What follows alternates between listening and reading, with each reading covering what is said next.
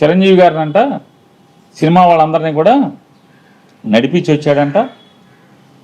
నడిపించి వచ్చి నేను రాను మాట్లాడతాకి వచ్చిన తర్వాత వాళ్ళందరూ వచ్చాక మన సినిమాటోగ్రఫీ మంత్రితో మాట్లాడుకుని పొమ్మనండి వాళ్ళని, నేను రానని చెప్తే చిరంజీవి గారు పెద్ద పెద్ద అరుపులు అరిచాయంట, రంకులు వేసాడంట.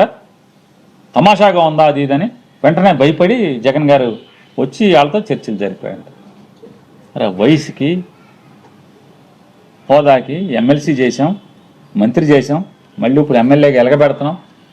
80 ఏళ్ళ వయసు. ఇది విచక్షణ, ఇంగిత జ్ఞానం ఏంటయా అంటే గోతికాండి నక్కలాగా మంత్రి కావాలి. ఆ సత్యకుమార్ గారిని రేపో మాపో పీకేస్తే మంత్రి ఇస్తాడేమో, లేదంటే 21 ఖాళీ ఉంది కదా దాంట్లో మంత్రి పదవి కోసం ఈ వయసులో కూడా ఊరు పొమ్మంటుంది, కాడి రమ్మంటుంది. 80 ఏళ్ల వయసులో పచ్చి పాపం మాటలు మాట్లాడటం అవసరమా ఆయనకి? అసత్యాలు. నిజంగా చిరంజీవి గారు గడ్డి పెట్టాడు కాబట్టి సరిపోయింది. వాళ్ళ తమ్ముడు గారు మాట్లాడినప్పుడు మళ్ళీ తమ్ముడు బాధపడతాడేమో సైలెంట్గా ఉండకుండా అదృష్టవశాత్తు బాలకృష్ణ లేచాడు. బాలకృష్ణ లేచి అంటే బాలకృష్ణకి బాధ ఏంటంటే ఇప్పటికే చచ్చిపోతున్నాడు బాలకృష్ణ. పవన్ కళ్యాణ్ ఉప ముఖ్యమంత్రిగా హెలికాప్టర్లో విమానాల్లో తిరుగుతాం, వాళ్ళ బావ వంగి నమస్కారాలు పెడతాం. ముఖ్యమంత్రితో సమానంగా జామర్లు ఉన్న కారు, ముందొక 3 పోలీస్ కార్లు, వెనక ఒక 10 పోలీస్ కార్లు.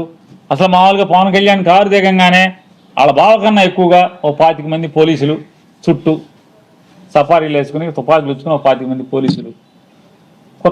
కొత్తలాడిపోతున్నట్టున్నాడు మనోడు. మామూలుగా ఉడుకుతున్న అన్నానికి అడుగుని చెగలేపితే మామూలు పొంగు వచ్చినట్టుగా లోపల మ్యాన్షన్ హౌస్ ఫుల్లుగా. అసలు రాను ఏమైపోతుందంటే ఇట్లాంటి వాళ్ళ మూలంగా ఆర్టీసీలో కండక్టర్కి డ్రైవర్కి డ్యూటీ ఎక్కేప్పుడు బ్యాందీ సారా తాగేప్పుడు పెడతారా గొట్టం ఏంటంటే నోట్లో గొట్టం పెడతారు, బ్రీత్ అనలైజర్. ఆ బ్రీత్ అనలైజర్లో అసెంబ్లీ గేట్ కాడ కూడా తలుపు కాడ కూడా పెట్టాల్సిన పరిస్థితి వచ్చేసింది. రాబోయే ఇక మామూలుగా ఇట్లాంటి వాళ్ళు ఉంటే ఇక అంతే కదా, ఏమవుద్ది? అసెంబ్లీ తలుపు కాడ లోపల తలుపు తీస్తారు మామూలుగా హాల్లోకి లోపలికి వెళ్ళి అక్కడ బ్రీత్ అనలైజర్ పెట్టి ఎమ్మెల్యేలను కూడా లోపలికి పంపించాల్సిన పరిస్థితి వచ్చేసింది కదా. తప్ప తాగి కళ్ళు నెత్తికెక్కి మాట్లాడతారు.